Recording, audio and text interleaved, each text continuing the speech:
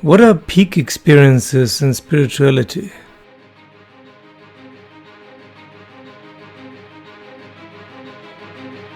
Hello, this is Chris from Wake Up, and today I want to talk with you about peak experiences.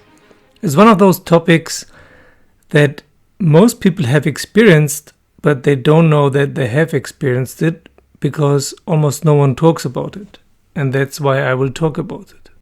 The main reason for this channel is to talk about things that are important on the spiritual journey, but they're almost not mentioned at all because it's not good advertisement for the spiritual marketplace. Hard to sell. It's very important to know that there are peak experiences. Peak experiences are all higher states of consciousness, higher in quotation marks, that last shorter than about 7 months. I'm sure every one of you has had peak experiences for a few days or weeks or maybe even months, but then they didn't last. And either you're honest to yourself and you think, okay, that was cool, but unfortunately it didn't last, or maybe I just imagined it, which you didn't, or you're not honest to yourself, which happens very often to celebrities on the spiritual marketplace, and you just don't admit it and act as if you're still there, and after a while you believe yourself that you're still there, but you're not. This is not a rare thing. Enlightenment is a rare thing, but having an experience of awakening or love or enlightenment and then fall out of it again, that's not a rare thing. That's the usual thing. And then maybe you get there on the second or third try and then it sticks. Then it's permanent. Or maybe not. Some people even fall out after many years, which often causes some kind of depression because then this nice feeling of that there are no problems is gone. Even and especially very famous people fall out of their states. Yeah, I'm very reluctant to name names here, but because whenever I do this, people get really excited if it's their own guru.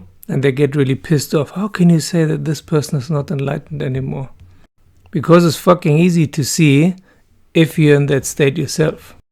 You cannot see states that are higher than your own state, higher in quotation marks, but you can see states that are lower than your state. And higher and lower doesn't mean better or worse. That's very important. No state is better than another state. But there are states in which you can see a wider perspective, a larger perspective. And that's what I call higher states. So what often happens is that people fall out after several months. Happened to me so many times. I've been in all kinds of states for a few weeks or months and then I fell out of them. And some of them stayed and some of them didn't. And then sometimes they come back a few months or years later and then they stick. It's usual, the usual procedure, same procedure as every year, Miss Sophie. Another misunderstanding is that people with a so-called higher state of consciousness can't get sick. Of course they can get sick, they die at some point. Yeah, they can get cancer, they can get AIDS, they can die in a car accident, they can die of old age. They can fall out of their enlightened state because of old age, because of dementia or whatever. Enlightenment is not a carte blanche safety pass. It's just seeing things that most people don't, which is also a definition of craziness, but in this case, they actually exist, those things that they see that most people don't. But on the way, on the journey, there are also many traps that I've talked about it as well. And those traps usually prevent you from moving on.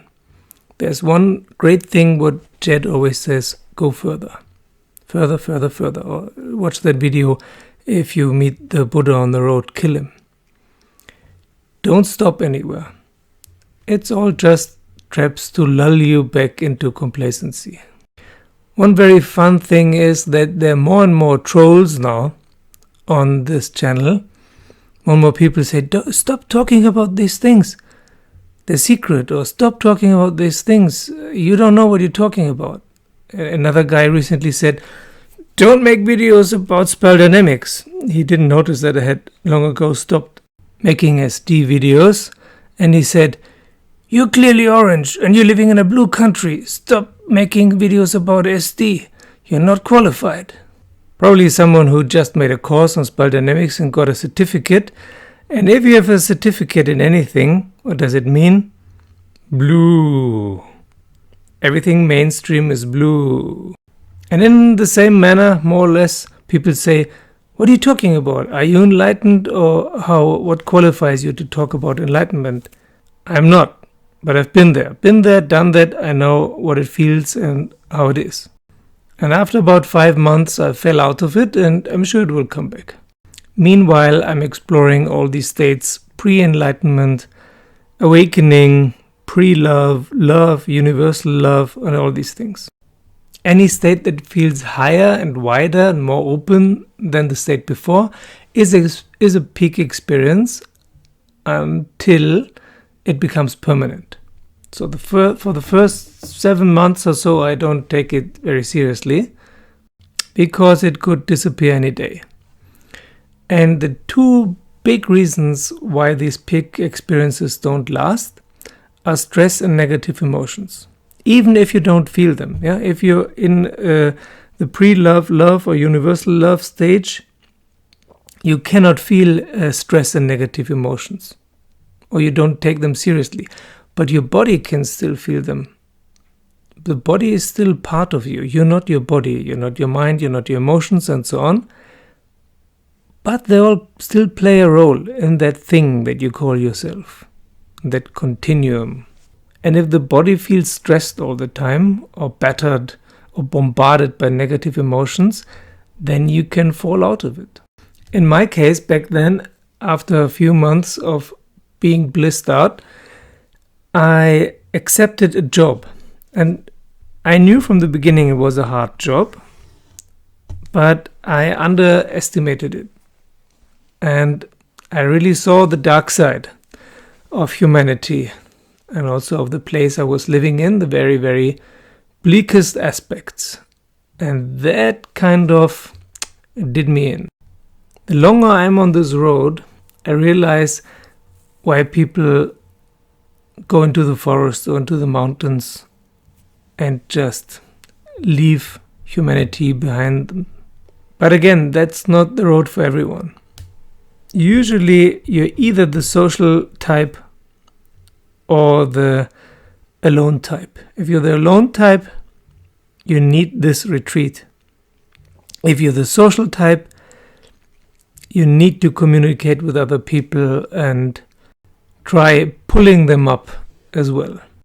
But even then, even if you're the social type who tries to pull up other people to higher stages, independent of if this works or not, you also need retreats. I just recently came back from a short retreat in nature and it was so wonderful. No cell phone, because the battery died and I forgot my charger. It was the best thing that ever happened to me. Fuck those little devils. Also, please don't bust my balls if I don't reply immediately to posts on Facebook or Patreon or WhatsApp or Skype or YouTube. Sometimes I'm just not checking. It doesn't have anything to do with you, but I refuse to be online every day. The Facebook group is developing quite nicely. Thank you for everyone for joining and sharing. We talked about motivation and intuition and other things.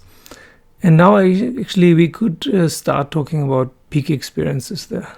Also, what I would like to invite you to is to ask me questions and then I will answer them together with you.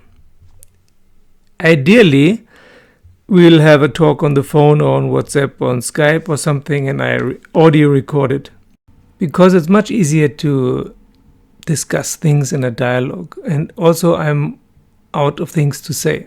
There of course are some things that I could still say, like this here, but otherwise I don't have anything to say anymore. For me, everything is fine. All is well. No more message.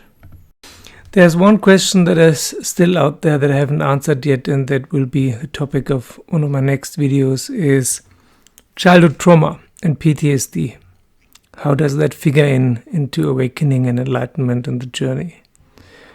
Okay, thanks for watching, thanks for subscribing and joining me on Patreon, and see you soon.